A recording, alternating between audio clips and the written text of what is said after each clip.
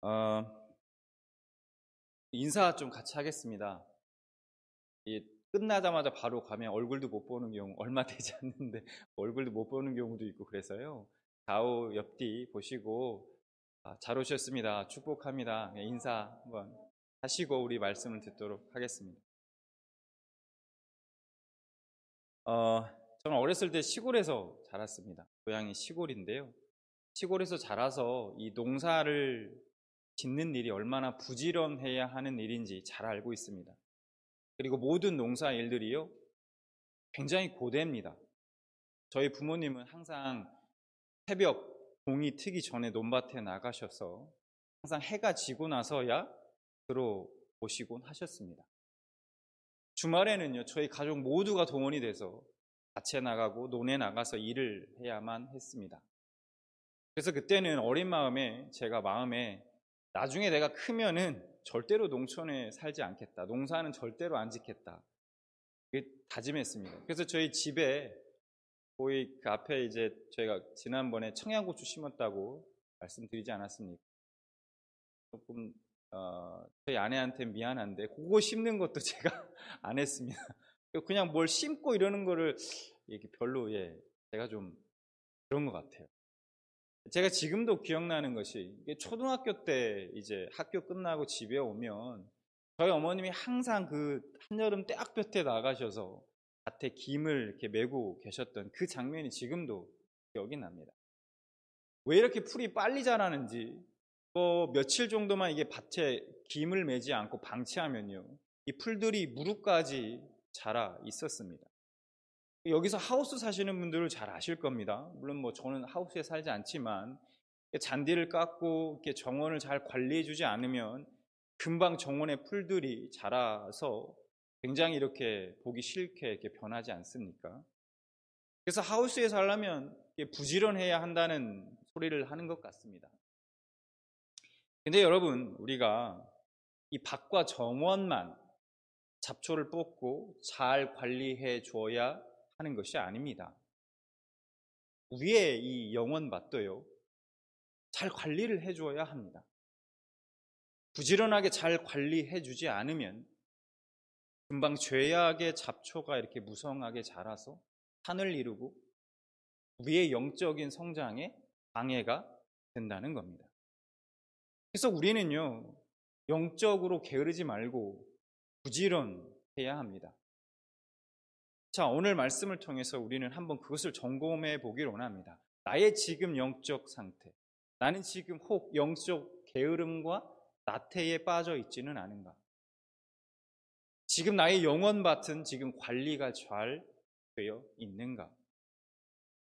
오늘 본문인 마태복음 25장 14절부터 이 30절의 말씀은요, 우리가 잘 알고 있듯이 달란트의 비유의 말씀입니다. 사실은 전에 제가 이 비유의 말씀을 가지고 말씀을 나눈 적이 있습니다. 물론 여러분들은 까먹는 은사가 발휘되어서 기억이 나실지는 제가 모르겠지만 오늘은 그때 나눴던 내용과는 좀 다른 각도에서 오늘 말씀을 좀 함께 나누고자 합니다. 자, 오늘 말씀인 달란트 비유는요, 우리가 일반적으로 달란트 비유 딱 하면 생각나는 게 뭐냐면 은사와 재능을 잘 사용해야 한다. 은사와 재능과 관련된 말씀으로 들어왔을 거예요. 그런데 이 달란트 비유의 말씀 중에 마지막 절이요, 이 30절에 이런 말씀이 등장합니다. 이 무익한 종을 바깥 어두운 데로 내쫓으라. 거기서 슬피 울며 이를 갈리라 하니라. 사실은 이 30절 말씀 때문에 이 달란트 비유를 단지 은사와 재능의 말씀으로만 해석하기에는 뭔가 굉장히 찜찜하다는 겁니다.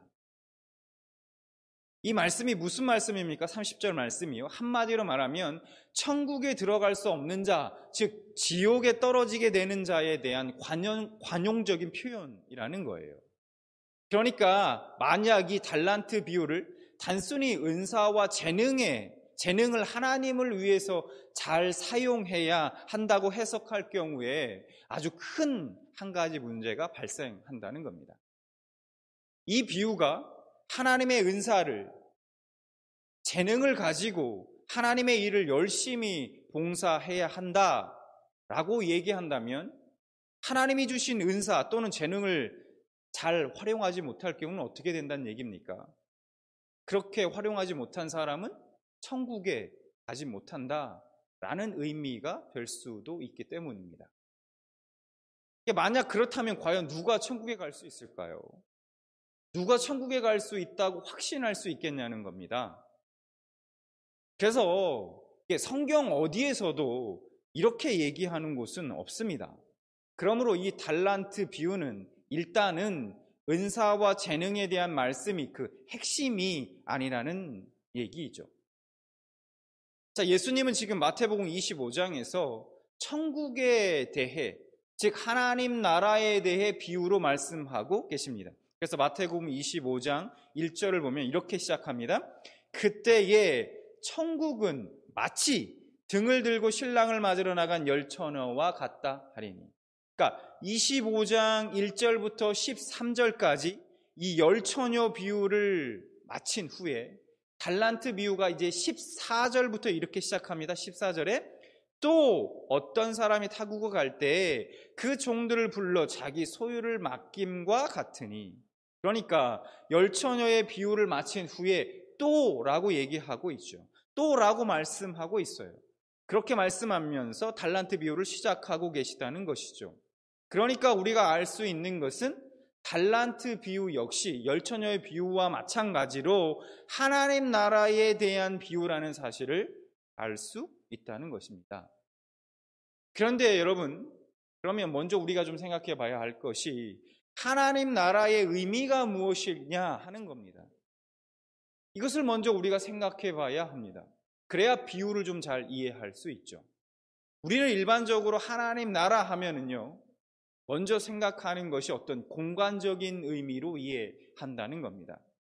그런데 문제는 그렇게 생각하면 예수님이 하나님에 대해서, 하나님 나라에 대해 말씀하신 그 비유들을 이해하기 굉장히 어렵다는 겁니다. 어떤 공간적인 의미로 이해한다면. 그러니까 우선은 이 하나님 나라는 어떤 공간적인 영역이 아니라는 거예요. 그래서 하나님 나라는 무엇을 의미하느냐? 하나님 나라는 하나님의 통치, 하나님의 다스림을 의미한다라는 것입니다. 즉 하나님의 통치가, 하나님의 다스림이 있는 그곳이 바로 하나님 나라라는 것입니다. 그러니까 이렇게 생각하면 우리가 죽어서만 가는 천국이 하나님 나라는 아니죠. 이 땅에 하나님 나라, 하나님의 통치가 미치는 그곳이 하나님 나라다라고 우리는 이해할 수 있을 것입니다. 자, 그러면 말씀을 좀 더 자세히 살펴보겠습니다. 내용을 좀 살펴보겠습니다. 어떤 사람이 타국으로 가면서 자신의 종 세 사람에게 자신의 재산을 맡겼습니다. 첫 번째 종에게는 5달란트를 맡겼고, 두 번째 종에게는 2달란트 맡겼고, 세 번째 종에게는 1달란트를 각각 맡겼습니다. 25장 14절 15절을 보면 이렇게 말씀하죠. 또 어떤 사람이 타국에 갈 때 그 종들을 불러 자기 소유를 맡긴 것 같으니 각각 그 재능대로 한 사람에게는 금 5달란트를, 한 사람에게는 2달란트를, 한 사람에게는 1달란트를 주고 떠났더니, 그런데 그 후 주인의 달란트를 받은 종들의 행동은 다 달랐습니다. 5달란트 받은 사람과 2달란트를 받은 종들은 그 돈으로 장사를 해서 각각 2배의 금액인 5달란트와 2달란트를 남겼습니다. 반면에 1달란트 받은 종은 그 돈으로 아무것도 하지 않은 채 1달란트를 그저 땅에 묻어두게 됩니다. 그래서 16절, 17절, 18절을 보면 이렇게 말씀하죠. 5달란트 받은 자는 바로 가서 그곳으로 장사하여 또 5달란트를 남기고, 2달란트 받은 자도 그같이 하여 또 2달란트를 남겼으되, 1달란트 받은 자는 가서 땅을 파고 그 주인의 돈을 감추어 두었더니, 자, 그 후에 시간이 좀 흘러서 주인이 와서 결산을 하게 됩니다. 결산을 하게 되었는데 장사를 해서 각각 5달란트와 2달란트를 남긴 종들의 보고를 들은 주인은 그들을 칭찬합니다. 그런데 주인의 그 칭찬이요, 우리가 생각하는 좀 상식과는 조금 다릅니다. 좀 이해가 되지 않아요.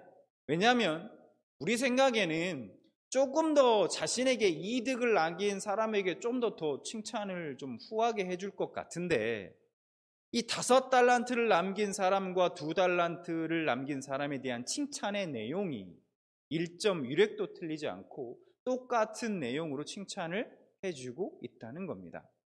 마태복음 21절과 22절 말씀을 보면 이렇게 각각 칭찬을 합니다.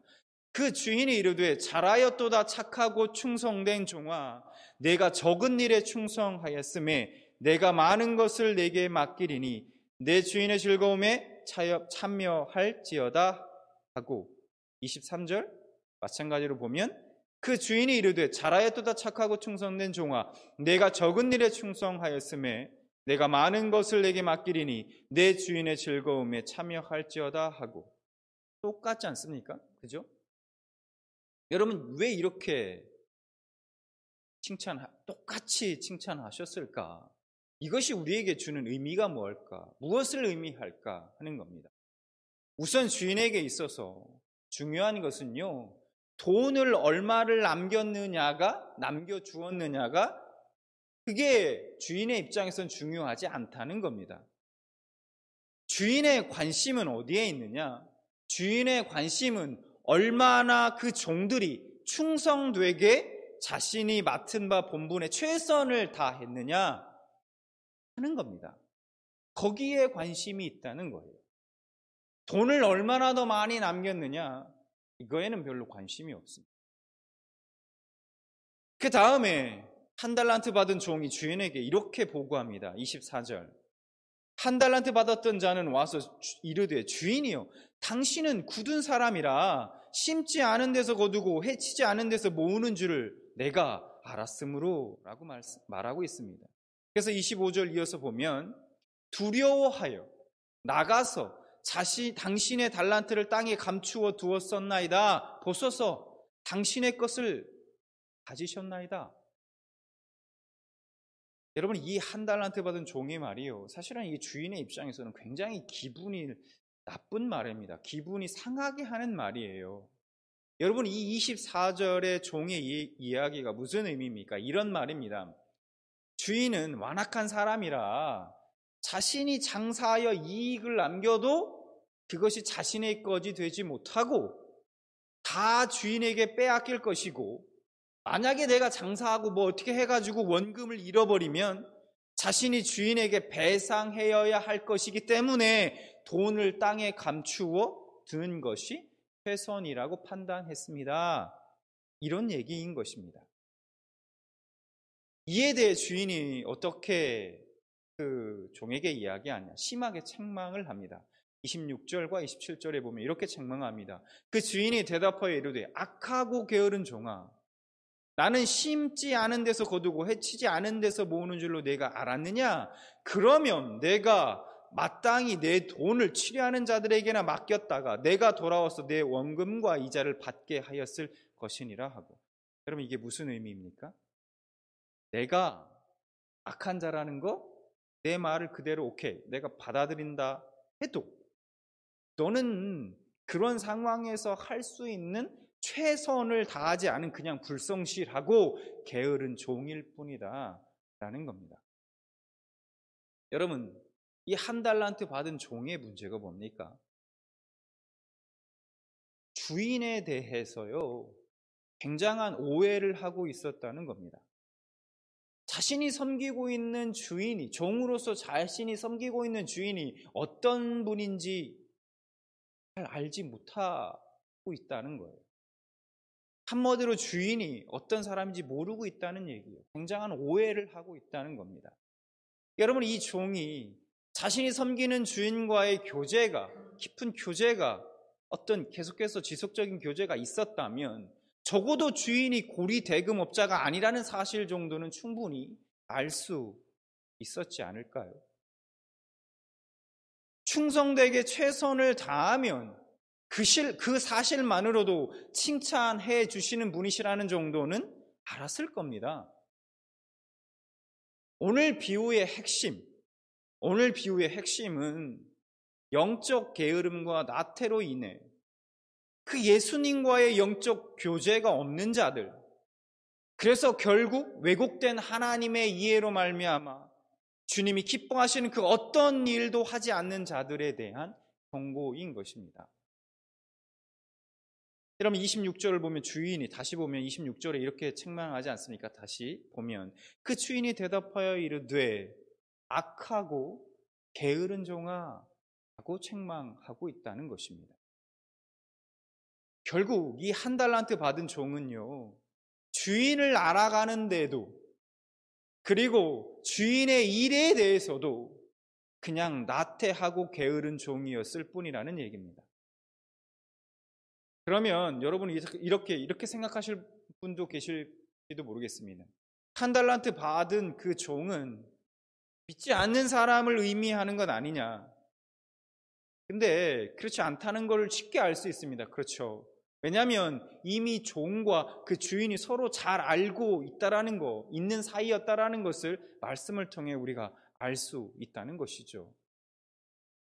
잠언 24장 30절, 31절, 30절부터 31절 말씀을 보면요, 그런 영적 게으름의 상태를 아주 잘 묘사해주고 있다는 겁니다. 말씀을 좀 보면 30절, 24장 30절, 31절.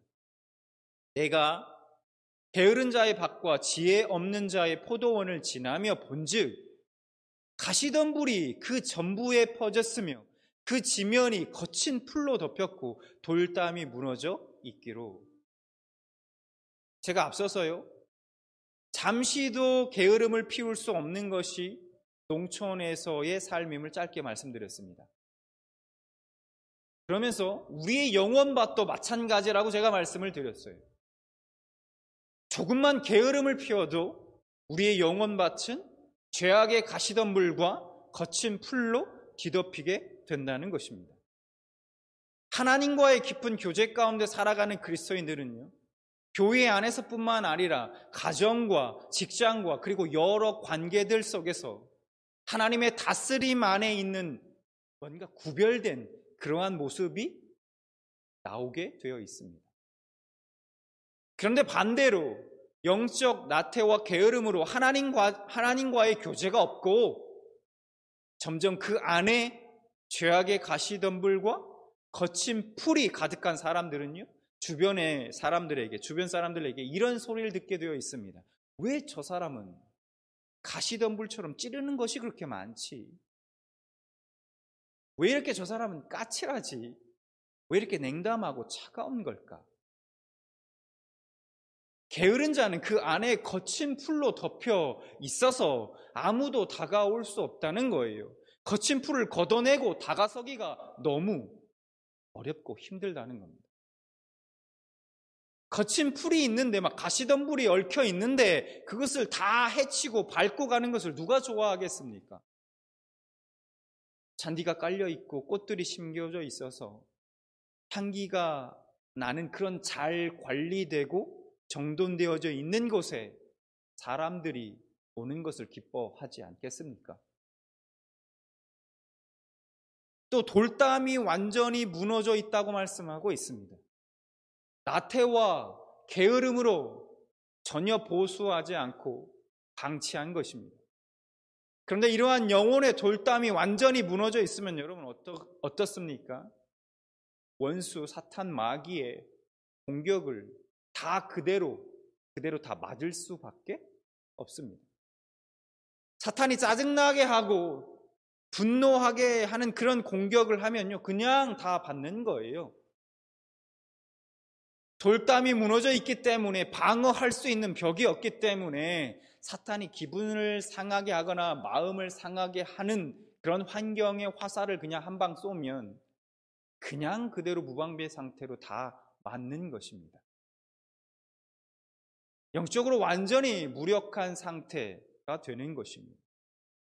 여러분 이것이요, 잠언 24장 30절부터 31절 이 말씀이 우리에게 주고 있는 영적인 의미인 것입니다. 여러분 어떻습니까? 영적 게으름으로 여러분의 죄의 가시덤불이 여러분 안에 있고 전부 퍼져 있지는 않습니까? 혹시 그 돌담이 다 무너져 있지는 않습니까? 우리가 게으름이라고 할 때 우리가 생각하는 것이 정말 움직이기 싫어하고 뭔가 누워있는 그런 배짱이 같은 그런 사람을 연상할 수도 있습니다. 그런데 이 잠언의 게으름에 대한 많은 구절도요, 사실은 이런 육신적인 게으른 자들의 특성을 보여주고 있다는 것이죠. 방금 살펴본 이 30절, 31절의 잠언의 말씀도 1차적으로는 그러한 육신적으로 게으른 자의 특성에 대해 말씀하고 있습니다. 그런데 우리가 잘 모르고 있는, 잘 자각하지 못하는 또 다른 형태의 게으름이 있다는 것입니다. 그것이 바로 영적 게으름이라는 것입니다. 잠언 26장 14절 말씀을 한 번 더 보면요. 잠언 말씀을 보면 이렇게 말씀합니다. 문짝이 돌적 위를 따라서 도는 것 같이 게으른 자는 침상에서 도느니라. 이렇게 말씀하고. 여러분, 겉으로는 분주한데 정작 알맹이가 빠져있는, 목적을 잃어버린 분주한 삶을 살아가는 사람들입니다. 삶이 굉장히 분주해요. 바쁘고 막 너무 일이 많고 막 분주합니다. 분주한 삶을 살아가요. 그런데 알맹이가 빠져 있다는 거예요. 목적이 없다는 거예요. 여러분, 분주하다고 다 부지런한 것이 아닙니다. 자기가 이 일을 왜 하고 있는지, 그것을 통해서 하나님의 뜻을 어떻게 이루어갈 것인지, 난 그 안에서 얼마나 열매를 맺으며 기쁨을 누리고 있는가? 만약 그 기쁨을 누리고 있지 못하고 있다면 단지 그냥 문이 돌적기를 따라 바쁘게 도는 것 같은 영적인 게으름이라는 것입니다. 은혜에 대한 사모함이 없는 예배, 자신의 영혼에 참된 변화가 없는 것에 대한 고통과 갈망이 없으면 이미 우리는 영적인 게으름에 빠져들고 있는 것입니다. 여러분, 우리는요, 그래서 내 영혼에 하는 소리에 귀를 기울여야 합니다. 내 영혼의 외침에 귀를 기울여야 한다는 것이죠. 분주하고 바쁜 매일의 일상이 반복적으로 반복되는 가운데 그 분주함 속에서 오히려 정작 중요한 본질이 빠져 있을 수도 있다는 거예요. 나는 게으르지 않은데, 나는 너무 부지런한데, 내가 열심히 사는데 게으르다고 하느냐 라고 얘기할지는 모르겠습니다. 그러나 내 삶이 분주하고 바쁘다고 해서 영적으로 게으르지 않는다라는 것은 아니다라는 거예요. 영적인 게으름을 벗어나기 위해서는요, 내가 하나님과 동행하리라는 분명한 목적, 그 목적과 하나님의 뜻을 이루려는 성실함과 부지런함이 있어야 합니다. 부지런함과 깊은 영성은요, 동전의 앞뒷면과도 같다는 것입니다. 하나님을 위해 무엇인가 목표를 정하고 그 목표에 충실한 삶을 살았을 때는요, 그 결과에 상관없이 하나님이 기쁨과 평안을 주십니다. 오늘 말씀에서 또 우리가 알 수 있죠. 5달란트와 2달란트 받은 종은요, 그 기쁨을 알고 누리고 있는 사람들인 것입니다. 그러나 영적인 게으름에 빠져 있다면 자신이 하나님 앞에서 해야 할 일을 생각하기보다는 끊임없이 하나님이 무언가 해주기를 바랍니다. 이런 삶이 지속되면 결국 게으름을 통해 무기력하고 실패하는 삶을 살게 되는 것입니다. 악하고 게으른 종이 되는 것입니다. 자, 우리는 오늘 본문 속 이 악하고 게으른 종과 같은 삶을 살아선 안 됩니다. 오늘 하루도 깨어서 우리 안에 있는 그 영적 게으름을 산산조각 내고 다 내어 쫓아야 합니다. 먼저요, 우리 안에 있는 이 죄악의 가시덤불과 불순종의 거친 풀들을 깨끗이 정리하길 원합니다. 회개의 낯을 들고 다 깨끗하게 쳐내길 원합니다. 그리고 여러분에게 당부드립니다. 거룩한 습관을 가지도록 노력하십시오. 부지런하여 거룩한 습관을 가지도록 노력하십시오. 말씀을 묵상하고 기도하며 주님과 교제하는 것이 여러분의 삶 가운데 일상이 되기를 바랍니다. 오늘 이 시간 여러분 각자가 다시 한번 하나님과 동행하리라는 그 분명한 목표를 다시 정하고 결단하고 하나님의 뜻을 이루려는 성실함과 그 부지런함으로 하나님께 잘하였다, 충성된 종아, 칭찬 듣는 여러분들 되시기 바랍니다.